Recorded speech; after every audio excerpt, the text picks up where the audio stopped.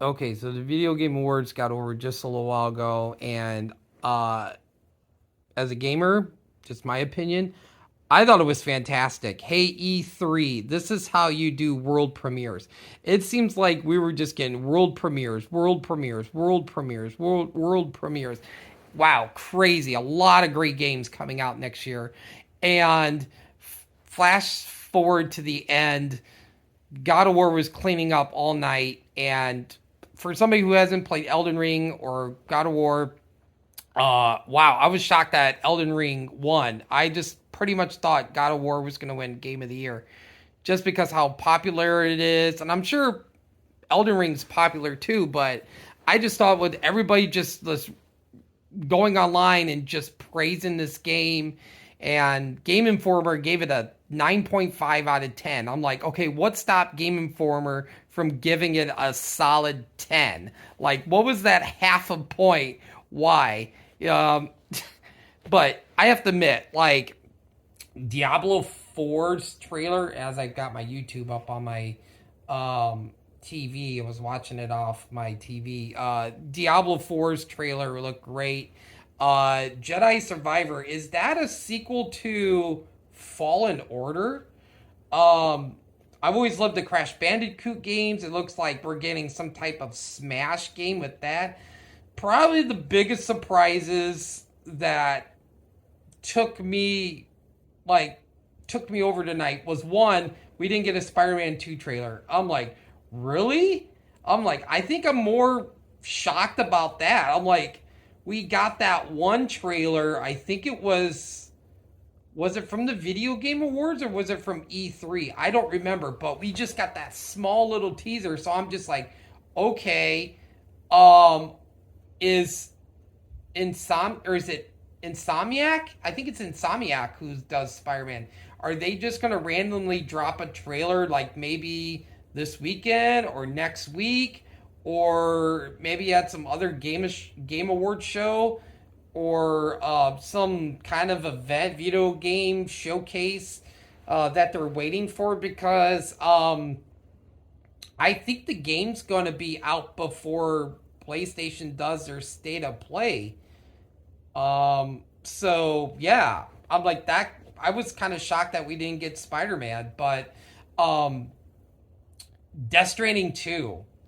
Hideo, is it Hideo Kojima? Oh my god, like I haven't played Death Stranding in so long, and I'm not even halfway through the game. I think the last time I played it, it took me 45 minutes to walk from one facility to the next, and I was like, oh my god, that took up so long. I'm like, you know what? I was playing late at night. I'm like, you know what? I'm going to bed after this. So I kind of got in the mood the other day to play it, and I don't think I'm going to pick up the collector's edition that they brought out.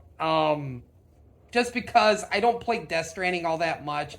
I'm I, I don't know. I don't know if I'm going to pick up the second game. I think I'm going to wait. I don't think I'm going to reserve it, but man, Suicide Squad kills the Justice League. Wow, that looked amazing. The graphics looks great, and oh, the huge surprise with Kevin Conroy coming back as Batman. So I'm just very curious. Like, is this a separate story, or is this following the events after Arkham Knight? So I'm hoping that they do explain at some point, even if Rocksteady says I'm sure like in the next Game Informer here in the next few months, they're gonna have an article on um, Suicide Squad kills the Justice League, and I'm sure they're gonna mention like, you know, what where this takes place at. So man, I was like, man, looking at the Flash, I love Captain Boomerang. So yeah, I'm excited to get that. What was some of the other cool games? Oh, Baldur's Gate. Oh my gosh, I loved the first Baldur's Gate. I remember me and my brother when it came out for, was it PS3 when it first came out? I don't think it might have been 2. I can't remember if the first one came out for 2 or 3. And I just remember me and my brother staying up for like 10 hours straight playing the first game. And right now, they've got a double pack of Baldur's Gate 1 and 2. I saw on Walmart's website for $15. I'm like, oh my god, that's a steal. I loved Baldur's Gate. I never played the second one. The third game looks really cool.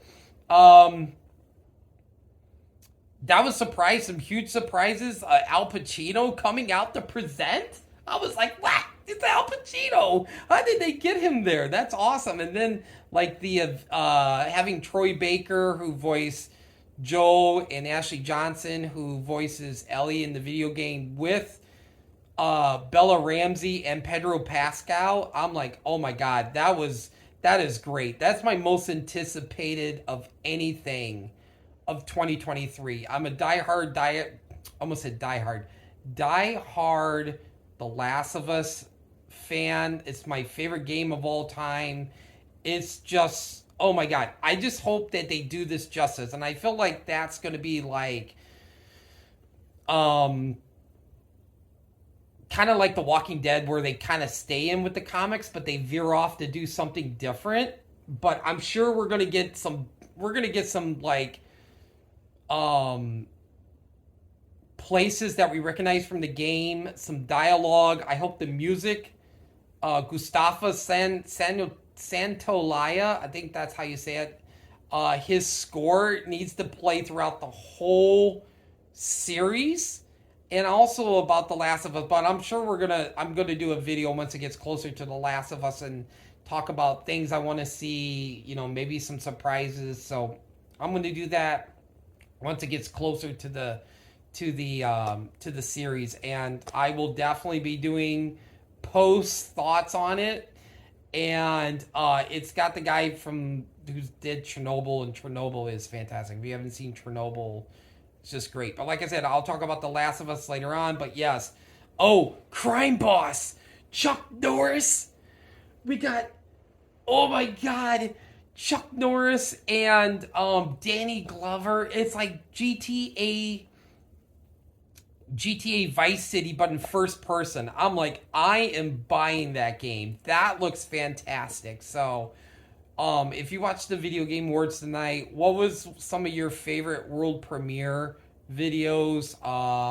What games were you glad that won specific categories? But yeah, I thought it was great. I loved it. I can't wait till next year. It's going to have some really awesome Game of the Year nominees next year, because Spider-Man 2 is going to be in there. The new Zelda game is going to be in there.